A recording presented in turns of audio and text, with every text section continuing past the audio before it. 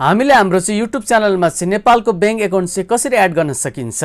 Hello everyone, welcome back to my सामिल tips YouTube channel. आजको यस भिडियोमा चाहिँ यदि तपाईसँग पनि एउटा युट्युब च्यानल छ, भर्खरै मात्रमा मोनिटाइज भएको छ, एडसेन्समा $10 पुगिसकेको छ भने अब तपाईले नेपालको बैंक एकाउन्ट हाम्रो एडसेन्समा यानी कि युट्युबमा राख्न आउँदैन भने हामीले चाहिँ आफ्नो युट्युब च्यानल यानी कि एडसेन्समा चाहिँ हाम्रो नेपालको बैंक एकाउन्ट हामीले कसरी जोड्न सकिन्छ, एड गर्न सकिन्छ, म तपाईलाई आजको यस भिडियोमा चाहिँ सिकाउन गइरहेको छु। अथवा तपाईको पुरानो युट्युब च्यानल छ, मोनिटाइज भएर इन्कम पनि गरिराख्नु भएको छ, तर तपाईको अब युट्युब च्यानलमा हैन, तपाईको एडसेन्समा चाहिँ बैंक एकाउन्ट तपाईले चाहिँ चेन्ज गर्न चाहनुहुन्छ भने बैंक एकाउन्ट अर्को नयाँ कसरी राख्ने त्यो तरिका पनि म तपाईलाई आजको यस भिडियोमा चाहिँ बताउन गइरहेको छु। धेरै जनाको चाहिँ हैन बैंक एकाउन्ट राख्ने त्यहाँनिर ठाउँ नै आइरहेको हुँदैन, एडसेन्समा भेरिफिकेसन गर्ने, आइडेन्टिटी भेरिफिकेसन गर्ने, एड्रेस भेरिफिकेसन गर्ने ठाउँ आइरहेको हुँदैन। यसको बारेमा पनि म तपाईलाई आजको यस भिडियोमा चाहिँ A to Z जानकारी दिन गइरहेको छु। यसको लागि भिडियोलाई अन्तिमसम्म हेरी, भिडियोलाई लाइक शेयर गरेर यस्तो प्रकारको युट्युब टिप्स एन्ड ट्रिक्स भिडियोको लागि अनलाइन अर्निङ सम्बन्धी भिडियोहरू हेर्न चाहनुहुन्छ भने हाम्रो यस सामिल टिप्स युट्युब च्यानललाई सब्स्क्राइब गरे छेउमा रहेको बेल बजार अलमा सेलेक्ट गर्न नभुल्नु होला। आउनुहोस् ढिला नगरिकन आजको हाम्रो टपिकतर्फ लागौँ। अब यहाँ देख्न सक्नुहुनेछ, यहाँनिर चाहिँ म चाहिँ कम्प्युटरको स्क्रिनमा आइसकेको छु। तपाईले आफ्नो मोबाइल फोनबाट पनि आफ्नो एडसेन्समा यानी कि युट्युब च्यानलमा चाहिँ बैंक एकाउन्ट हाल्न सक्नुहुन्छ। जसमा मोबाइलको क्रोम ब्राउजर अन गरेर डेस्कटप साइटलाई अन गर्नु होला र तपाईले मोबाइलको क्रोम ब्राउजर अन गर्दाखेरि तपाईले आफ्नो एडसेन्स क्रिएट भएको इमेल हुन्छ नि, तपाईको एडसेन्स क्रिएट भएको इमेललाई चाहिँ अन गर्नुपर्ने हुन्छ। कसैको के हुन्छ भन्दाखेरि युट्युब च्यानल जुन इमेलबाट बनेको थियो त्यही इमेलमा एडसेन्स लिङ्क हुन्छ, कसैको युट्युब च्यानलको इमेल र एडसेन्सको क्रिएट गरेको इमेल छुट्टै हुन्छ।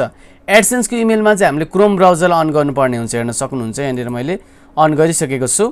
अब बैंक एकाउन्ट हाल्नको लागि तपाईले यहाँनिर सर्च गरिदिनु होला एडसेन्स लगइन भनेर है। यहाँनिर मैले चाहिँ सर्च गरिसकेको छु, हेर्न सक्नुहुनेछ एडसेन्स लगइन भनेर। त्यसपछि यहाँनिर एउटा अप्सन आउँछ साइन इन भन्ने, हेर्न सक्नुहुन्छ तपाईले यहाँनिर साइन इन भन्ने है। यहाँ जानु होला र तपाईको एडसेन्स एकाउन्ट यहाँनिर ओपन हुन्छ। हेर्न सक्नुहुनेछ तपाईले यहाँनिर चाहिँ। अब तपाईले हेर्न सक्नुहुन्छ लास्ट पेमेन्ट मैले $165 मेरो चाहिँ बैंकमा आएको थियो।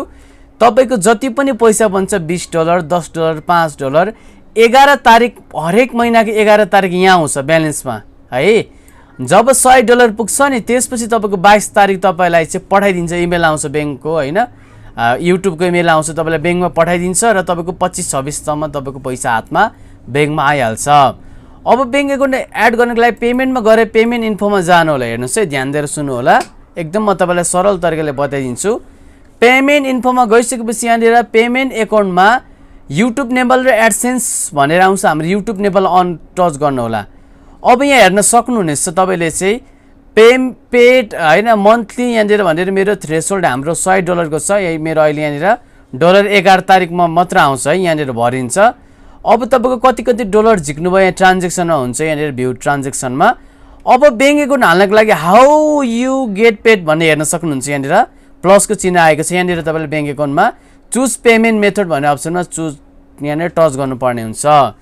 तर धेरै जनाको यो अप्सन आउँदैन। किन आउँदैन भन्दाखेरि धेरै जनाको $10 एडसेन्समा पुगेको हुँदैन, कतिजनाले आइडेन्टिटी भेरिफिकेसन गरेको हुँदैन, तपाईको पिन भेरिफिकेसन, तपाईको एड्रेस भेरिफिकेसन गरेको हुँदैन।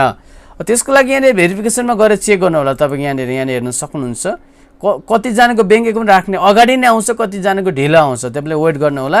आइडेन्टिटी भेरिफिकेसन र एड्रेस भेरिफिकेसन गरेपछि आउँछ कतिजनाको। अहिले भनेको तपाईँको एड्रेस भेरिफिकेसनमा पिन राख्नु पर्दैन, हुला कार्यालयबाट ल्याएर तपाईँले आफ्नो पर्सनल भेरिफिकेसन तपाईँको आफ्नो फेस र तपाईँको आइडेन्टिटी कार्ड देखाएर पनि तपाईँको नेपालको होइन, तपाईँले आफ्नो आइडेन्टिटी भेरिफिकेसन यानी कि एड्रेस भेरिफिकेसन एकैचोटि गर्न सक्नुहुन्छ, झ्याउ छैन। यसलाई पर्सनल भेरिफिकेसन भन्छ। यसको भिडियो चाहिन्छ भने कमेन्ट गर्नु होला, म भिडियो ल्याउँछु है त। पेमेन्ट इन्फोमा जाउँ है। अब यसपछि यहाँनिर के गर्नुपर्ने हुन्छ भन्दाखेरि चाहिँ ल यहाँ चुज पेमेन्ट मेथडमा जाउँ है। यसपछि मुनि यहाँ जाउँ, यहाँनिर कतिपय अवस्थामा टच हुँदैन, यहाँनिर तपाईँले चाहिँ चुज पेमेन्ट मेथडमा तपाईँले यहाँनिर जानुपर्ने हुन्छ। अब यहाँनिर मैले चुज हैन पेमेन्ट मेथडमा टच गर्ने बित्तिकै तपाईँले एड गरेको बैंक यहाँनिर एउटा एड भएको थियो मेरो, तपाईँले यसलाई रिमुभ पनि गर्न सक्नुहुन्छ, अथवा बिग्रेको छ भने यहाँ एडिटबाट गर्न सक्नुहुन्छ। अब के हुन्छ भन्दाखेरि पैसा निकाल्नको लागि यो नन भन्ने अप्सनलाई हामीले प्राइमेरीमा गर्नुपर्ने हुन्छ है, यो नन छ नि। अब पेमेन्ट एड गर्नको लागि एड पेमेन्ट मेथड भन्ने अप्सन प्लसको अप्सन आइरहेको छ, हेर्न सक्नुहुन्छ यहाँनिर है, प्लसमा टच गरिदिनु होला। अब यसपछि यहाँनिर आउँछ add new wire transfer detail भनेको हाम्रो ब्याङ्कमा लिने हो चेकबाट हाम्रो ब्याङ्कमै लिने हो। यहाँ टच गरेर यहाँनिर तपाईँले यसै गरेर हेर्न सक्नुहुन्छ। यहाँनिर बेनिफिसियरी आइडी अप्सनल भनेको चाहिँ यहाँ केही नराख्दा हुन्छ। नेम अन ब्याङ्क एकाउन्ट भनेको चाहिँ हेर्न सक्नुहुन्छ। तपाईँको चाहिँ ब्याङ्क एकाउन्ट होइन, तपाईँको चाहिँ नाम के छ, ब्याङ्क एकाउन्टको नाम ब्याङ्कमा खोलेको त्यो तपाईँले यहाँ राख्नु होला। तपाईँले नबिगारिकन राख्नुपर्छ, नत्र पैसा आउँदैन है। जुन तपाईँको चेकमा नै हेर्न सक्नुहुन्छ, मोबाइल ब्याङ्कमा नै हेर्न सक्नुहुन्छ। ब्याङ्क नेम राख्नु होला तपाईँको यहाँनिर। जस्तै तपाईँको ब्याङ्क नेम तपाईँले यहाँनिर गुगलमा गएर पनि हेर्न सक्नुहुन्छ, क्रोममा गएर मेरो जस्तै ज्योति विकासको हो भने यहाँनिर फुल नेम राख्नुपर्ने हुन्छ। ज्योति विकास ब्याङ्कको हेर्न सक्नुहुन्छ, ज्योति विकास ब्याङ्क लिमिटेड रहेछ। यसरी तपाईँले क्यापिटल लेटरबाट हाल्दा पनि भयो। त्यसपछि यहाँनिर स्विफ्ट कोड भन्छ, स्विफ्ट कोड राख्नु होला। जुन तपाईँको यहाँनिर गुगलमै गएर तपाईँले ज्योति विकास ब्याङ्क स्विफ्ट कोड भनेर मैले सर्च गर्ने बित्तिकै यहाँ आएको छ है, GOBNPKA। यो XXX चाहिँ नराख्नु होला है। त्यसपछि यहाँनिर तपाईँको चाहिँ एकाउन्ट नम्बर तपाईँले माथि र तल एकदम नबिगारिकन हाल्नुपर्ने हुन्छ है। त्यसपछि यहाँनिर एज प्राइमेरी त्यही ब्याङ्कमा पैसा लिन हो भने यहाँ सेट एज प्राइमेरी पेमेन्ट मेथडमा तपाईँले यहाँ टच गरेर सेभ गरिदिनु पर्ने हुन्छ। अब यहाँनिर मैले चाहिँ होइन फुल नेम राखिदिएको छु। नेम अफ ब्याङ्कमा मेरो नेम अफ ब्याङ्क एकाउन्टमा आफ्नो ब्याङ्कको नेम राखिदिएको छु। यहाँनिर चाहिँ मैले चाहिँ स्विफ्ट कोड राखिदिएको छु हाम्रो। यहाँनिर एकाउन्ट नम्बर राखिदिएको छु होइन, एकाउन्ट नम्बर फेरि पनि राखिदिएको छु।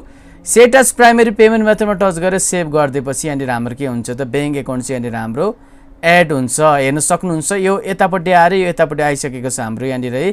प्राइमेरीमा हाम्रो चाहिँ यहाँनिर चाहिँ ज्योति विकास ब्याङ्कको के भइसकेको छ, यहाँनिर चाहिँ हाम्रो आइसकेको छ।